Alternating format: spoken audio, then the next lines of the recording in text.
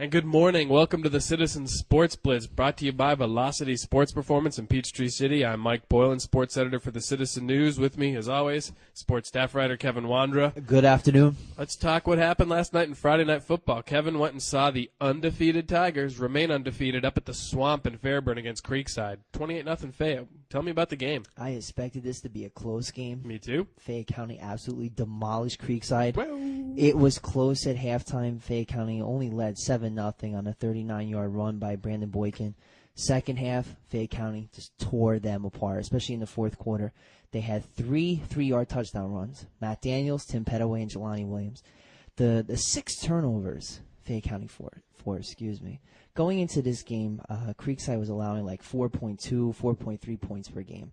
Fayette County just pounded them on both sides of the ball. Fayette County, the turnovers were caused by Shamar Fletcher, a fumble recovery, Quincy Carruthers, interception, Marquise Dixon, interception, William Hood, fumble recovery, Matt Daniels, interception, Chad Jones, fumble recovery. Sick performance by Fayette County. That's the best game I've seen all year by any team in the area. Well, and you mentioned Shamar Fletcher. He's been getting those turnovers all year. And what I find impressive about that is it wasn't just Matt Daniels last night. No. That's a balanced offense. Now, if you're coaching against this team, you're looking at them and say, who are you going to key in on? You key in on Daniels, Boykin, and Jelani Williams, and I mean, they're going to get you. They have a lot of depth at running back, too. You got Matt Daniels, Tim Petaway, Marquise Dixon, then Jelani Williams coming out of nowhere last night. But that defense, we might have to give them the nickname, the Black and Gold Swarm defense. There you go. They're sick, man. They were just smothering Creekside. Creekside had no room to run, no room to pass. A dominant performance by Fayette's defense. Well, posting a shutout against Creekside, that's something that not a lot of teams can lay claim to, so that's pretty good. Next week, Fayette goes back home. They play Westlake, another Fulton team. And you got to think, they win that game, they control their own destiny in the region. They are on their way to a region championship. Definitely. Well, I went and saw Whitewater play at McIntosh, and the Whitewater team won 27-0. We had 2 touchdowns from Thomas Frierson. He had 2 last week, 2 this week. A rushing touchdown from Austin Faulkner. And David Bird scrambles for a touchdown in the third quarter. But this game looked early on like it was going to be very close. McIntosh controlled the ball. They did pretty well. And they had a punt blocked by Jack Grove. Stephen Bino picks it up for Whitewater, runs it deep into McIntosh territory. Faulkner just punches it in.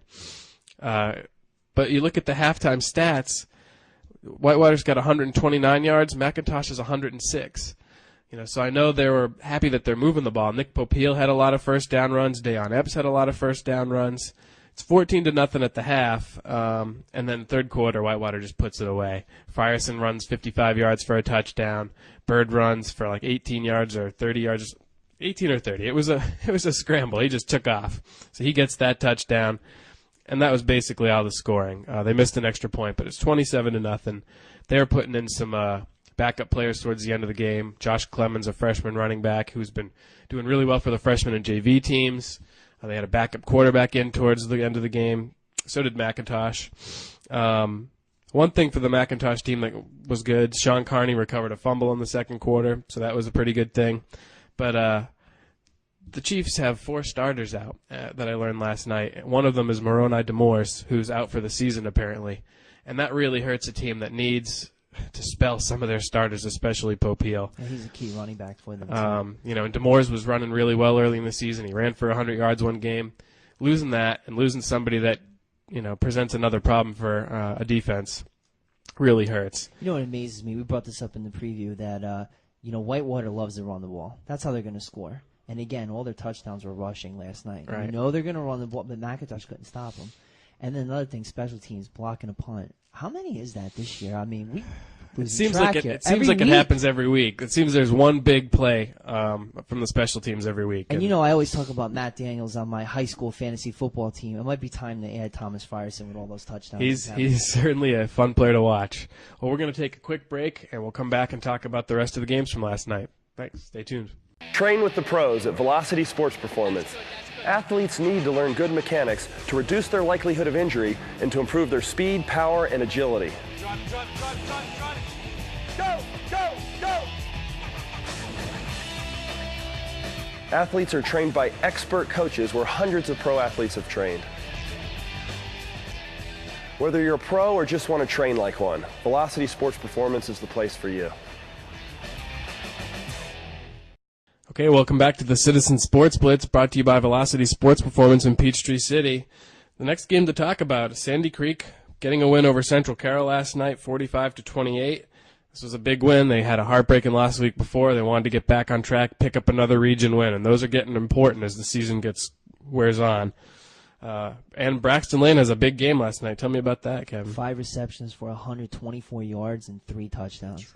You know, Rio Johnson threw only 13 passes, but he completed 9, of course, those 3 touchdown passes to Braxton Lane. But it seems like when both of those kids have a big game, Creek is a lock to win. And another guy's been playing well for them all year is running back Rajon Neal. He had 92 yards and 1 touchdown on 9 carries. Check out this stat. He averaged 10.2 yards per carry. It's a first down every carry. Every carry, yeah. So when you have Neal playing well, Johnson playing well, Lane playing well, you know the defense is going to play a great game. Even though last night, I'm surprised they gave up 28 points to a winless team. But still, they pulled out the victory. Well, and they gave up more yards than they gained. They gave up 385 yards, and the Sandy Creek offense only got 328. But all that matters is the scoreboard, and I'm sure they're not even thinking about that today. Right, a win's a win. That's the way you have to look at it. So one other stat from Braxton Lane, he had 2 punt returns for 71 yards. That just showcases his speed, and that just shows you how important special teams are. If you could set up a short field, it doesn't matter how many yards you gain as long as you're capitalizing on those drives, and they certainly were. Oh, he's an all-purpose threat for Sandy Creek. When you get the ball in his hands, he could do a lot of damage, whether it's special teams, at wide receiver, whatever. Another big player last night, Zach Hilton, picks up an interception for that defense. So that's good. They have something to focus on, and they're going to have a big game next week. They host Carrollton, which is undefeated, both in the season and in the region. So that will be a huge game. Mm-hmm. Another game last night, Landmark Christian played Whitfield Academy. The War Eagles won 31-13. Tanner Bryant, once again, 194 yards, 4 touchdowns. 3 of those touchdown passes went to Matt Thornton. 1 more went to Walt Leonard. They were playing without Jimmy Eden last night, and they didn't miss a beat. Bryant also added 87 yards rushing, and Trey Stallmaker hits the field goal. So just like we said, that tough early season schedule seems to be setting them up pretty well for what could be it's going to be a tougher region schedule this year, but it looks like they're ready to play. Their offense is humming along right now. And Bryant, what a dual-purpose threat at quarterback with the 194 yards passing and 87 rushing. He's pretty tough to stop. Well, and like we talk about Fayette County, when you have multiple weapons, there's not one person to key in on, and that's something that Landmark's always hung their hat on. You know, if they get Jimmy Eden back next week, they should be just fine. You know, who are you going to stop? You can't key in on one player. The other one. Well, imagine that. They scored 31 points without Jimmy Eden, one of the best receivers in the area. Imagine what they're going to do when they get him back. Well, they have undefeated Fellowship Christian next week, so that's going to be a huge game. The last game to talk about, Our Lady of Mercy hosted Eagles Landing Christian Academy last night. They lost 45-22, but there were some positives to look at. The Bobcats get 394 yards of offense. The problem was the defense. They allowed 642 yards, 407 yards rushing, 235 yards passing. But once again, the players that have stepped up all season played well last night. Christian Willis scored a touchdown. William Pearl rushed for a touchdown. Jarrell Bankhead had a touchdown. Dominique McDermott had 100 yards receiving. And they're all showing up on defense, too. Bankhead had 11 total tackles, as did Will Simmons. Willis had 10 tackles. Amir Mustafa, 9 tackles and a sack. McDermott, 8 tackles. Here's a name for you. Courage Jacobs. What a great name, Courage. That's a cool name. 7 tackles. Patrick Silloway, 7 tackles, an interception, and a sack.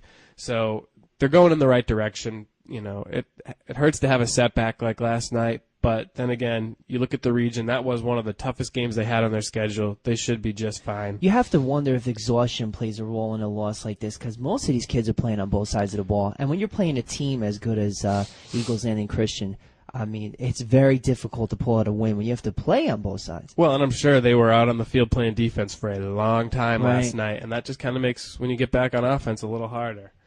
I guess that's it. Oh, wait, we have a little time. So let's talk about what's going to be the biggest game next week, the game I know you and I called the best game we saw last year. Right.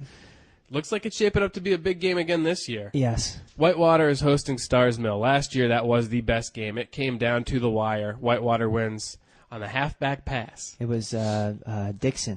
Yep. Tavoris Dixon threw a halfback pass to Jay Bright, and if I remember correctly, Jay Bright went in for the 2-point conversion. It was controversial because a lot of people over at Stars Mill said he never got into the end zone. And Wildcats were saying, we're the real cats in town. There's bad blood there. Yeah. It's going to be exciting. Well, I'm looking forward to it. We're giving dual coverage to that game. We are both going to be at that game next week, and we're looking forward to it. And last year, it was a game of the offenses, the big offensive players. This year, it's those defenses. They are so similar, so mean. It's going to be great to see. It could be a very low-scoring game, but it means it should be close. We're out of time, though. We'll see you next week. Good afternoon.